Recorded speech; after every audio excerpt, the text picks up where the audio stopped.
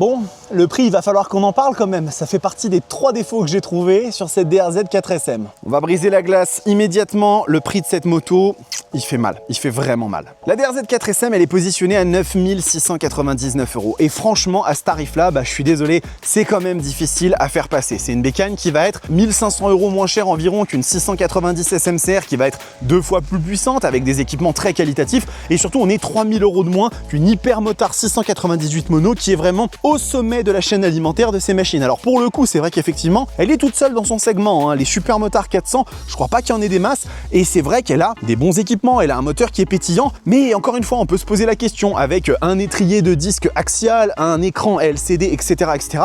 Est-ce que vraiment ça vaut ce genre de tarif? Ça, c'est vous qui le déciderez, les amis. Ensuite, un autre petit défaut que j'ai trouvé concerne les vibrations de la machine à certains régimes stabilisés. Sur cette bécane, vous avez en fait des vibrations à certains régimes qui sont normaux pour un monocylindre, mais j'avoue que quand vous faites un petit peu de la route et qu'il n'y a pas des épingles qui s'enchaînent, à 110, en 5e, vous allez sentir des vibrations dans les mains qui sont pas forcément les plus agréables du monde. C'est rien de dramatique, mais ça fait quand même que la machine sur la route, elle est pas parfaite. C'est peut-être aussi ce qui en fait son charme. Le dernier défaut que moi je dirais, c'est le réservoir qui est un petit peu light. Alors là-dessus, vous avez un réservoir qui fait 8,7 litres. La consommation de la machine est très mesurée, donc ça reste quand même acceptable. Mais j'avoue qu'effectivement, si on était allé chercher un petit 10 litres, ça m'aurait fait plaisir, ça aurait rajouté facilement 150 km d'autonomie à la bécane. C'est encore une fois un petit défaut, mais ça reste à mentionner.